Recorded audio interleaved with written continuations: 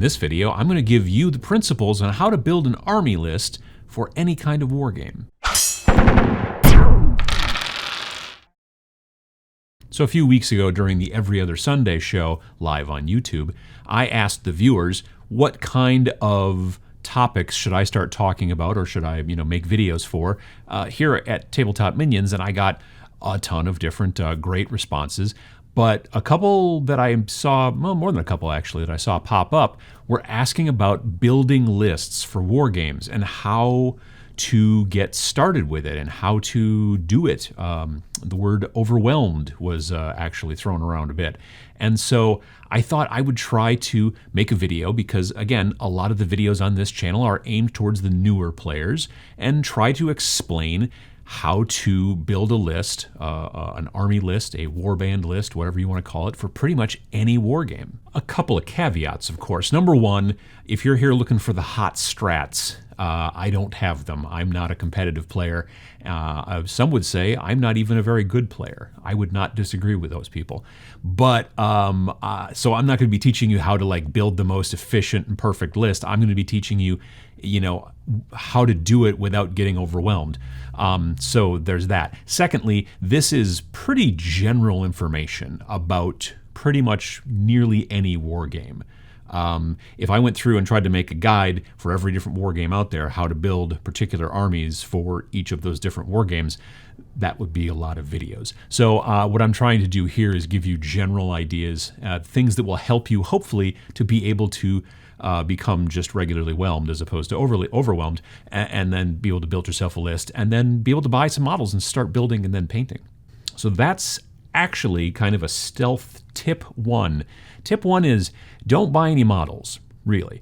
I mean, if you just are like, I don't care if I use this model in my army or not, or if you're just like, I just have to have it because I need to modify it to do something else, that's a different story altogether. But if you're thinking about getting into a game, you have settled upon, this is the game, my friends play it, or people down at the shop play it, or I don't care if other people play it, I want to play it, and I will become a force of nature and teach people in my local meta that they will start playing it, which I'm all for, by the way, then in those situations, you want to not start by buying models generally. You want to start by doing something called buying the rules, or potentially downloading the rules if they are a free download. There are a lot of games out there these days that are like, if we give you the rules for free, you'll spend more money on models. I think that's a good idea, frankly.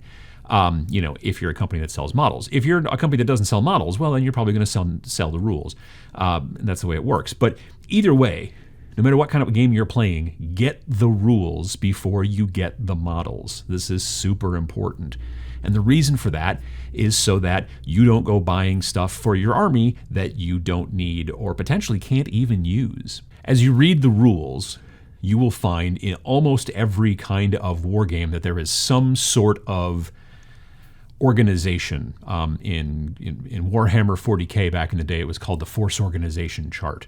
In lots of different games, there's always some sort of requirement. In old school, 40K, and by old school, I only mean a couple times back, it was a situation of you had to have an HQ and 2 troops. That was the bare minimum. That's what you had to have to at least have a legal army. Now, again, if you and your friends are going to sit down and play and you just want to play tanks on tanks and not have any people in your game and just smash land raiders together on the table, knock yourself out. But if you want to play with other folks who are all kind of working together in the construct that is the rule set, then you usually need to follow those rules. You go to your local shop and you go, well, we always just play with unpainted, tanks, and we each have a dozen of them. People will be like, well, nobody else plays that way, so I'm not prepared for that type of game, which makes sense. So make sure that you understand the way that the rules are designed so that you can then come up with a good list. Well, not even a good list. A legal list is really what's important. Like I said, it used to be that it was an HQ unit and 2 troops in a game like Warhammer 40,000. In a game like Mercs, there were no point values.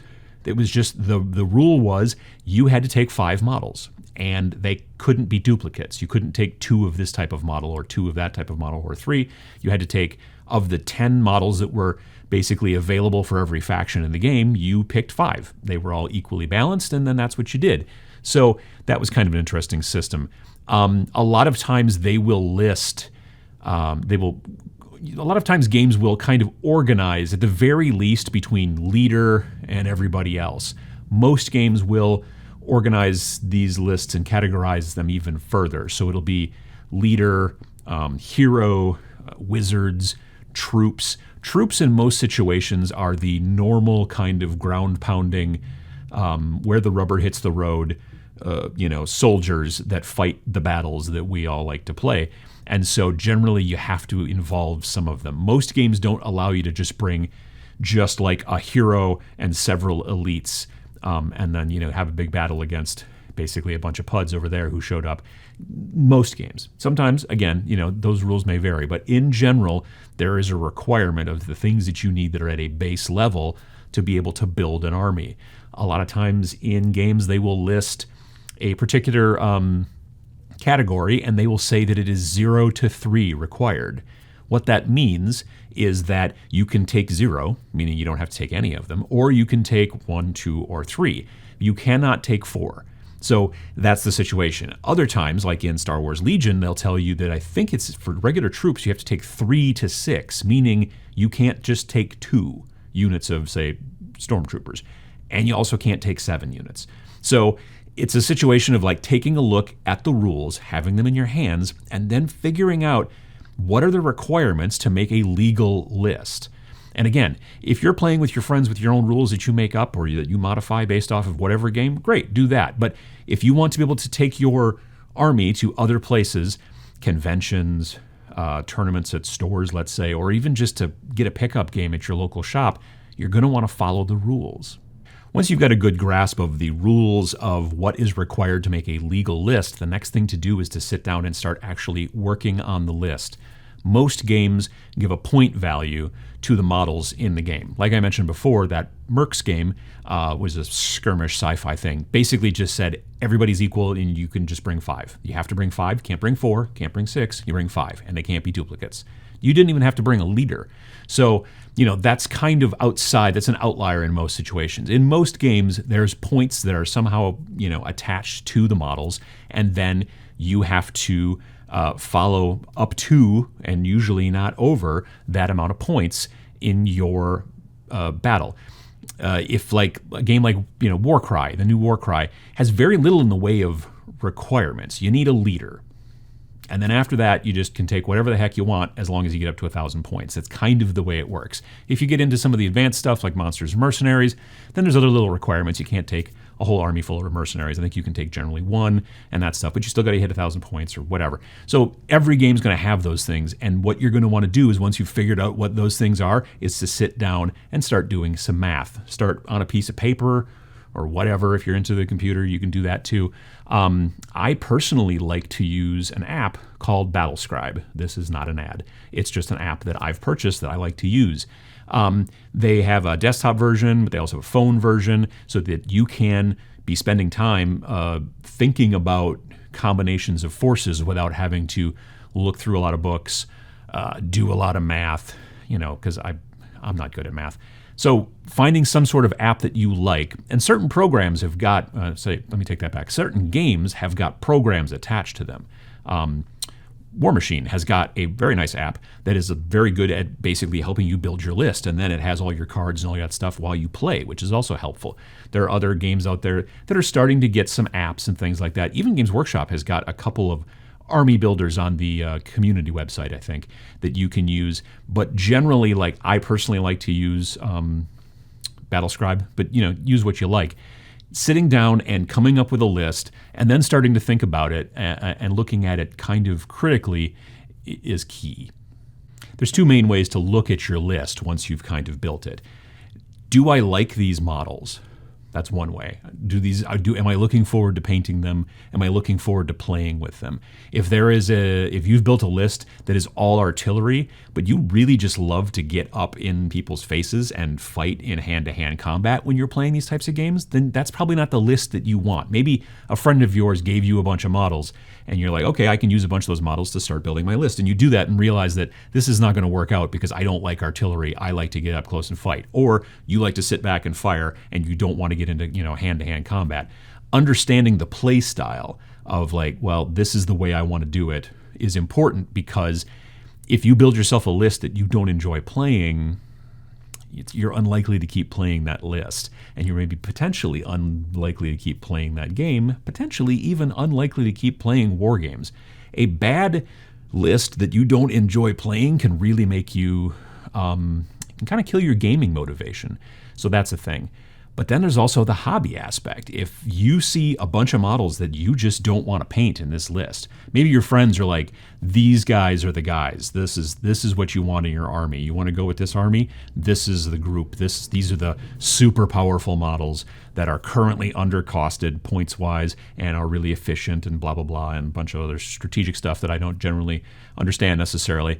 But you look at them and go, I don't even like looking at them. You know what I mean? Like they're just gross looking, or you don't like the visual just representation, or you're like, I don't want to paint, 200 skeletons or whatever. Taking that into consideration is super important in your list, because sometimes you want to build a super elite list that's a legal build, but it has the fewest amount of models in it possible.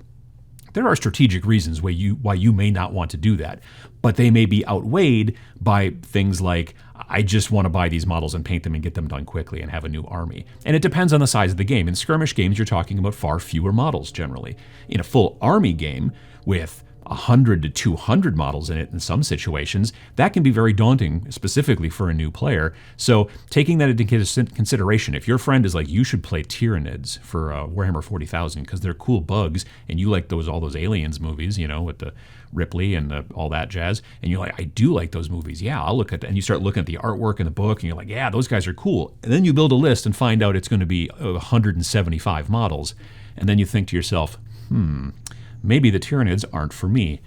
These are things to take into consideration, not just the effectiveness and the play style themselves and how they work, but also kind of like, do you really like looking at the army? Do you like building the army? Are you going to want to paint that many whatevers? These are things to take a good kind of, thought about before you start actually buying models. And the last thing really to consider when building yourself a list is that unless you actually have a chisel and a slab, this is probably not written in stone, okay? You can build a list and start, actually purchasing pieces, putting pieces together, sanding all their little feet and doing all the little things you have to do, priming them, painting them, all that kind of stuff, and then kind of change your mind a bit. Now, the reason for this is because if you're smart, you start with the things that you need for a legal list. Getting back to Star Wars again. If you're starting out with an idea for a list, you're going to need an HQ, you're going to need some troops. So those are the people that you build and you paint first. You buy those models and you start going. And all of a sudden you're like, actually I think I want a bunch of Tauntauns or Dewbacks, or I don't know, you want a bunch of shore troopers or whatever. You want something else other than what you originally writ up. If you are currently working on the kind of sort of be-all, kind of end-all, this is the only way the list can be mindset, it's not going to work out for you. But if you start out by going, I'm going to start with the general education, bare minimum, this is what I need, and then as I do that, I'm going to think about it, I'm going to maybe talk to some of my friends who also play, get some ideas from them, bounce things off of it, and then, I'm going to then maybe purchase this instead of what I was planning. When you start purchasing things for your list, don't buy the entire list at once. That's a rookie mistake, and I've talked about that in the past. Pachow. You want to start off with just the base stuff that you're going to need, and then start to go from there, because your mind may change. So understand, first thing to do, rules. Get that nailed down. Then figure out, how is this list going to be built? Am I really interested in painting these guys and that's what I want in my list? Or do I really want this kind of particular play style and that's what it's in my list?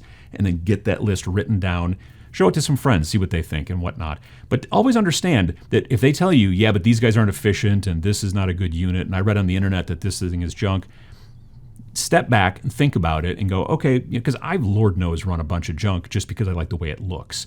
But, different strokes. So figure out whether you want to get that list going, then start purchasing, but start small and purchase the things that you have to have for the list, some HQ units, some troops, whatever. And then as you build and paint and go forward that way, keep adding, and maybe, if you have to, do some changes. There are a lot of people out there who list building is their favorite thing to do. There are a lot of people out there who build lists all the time, don't actually play.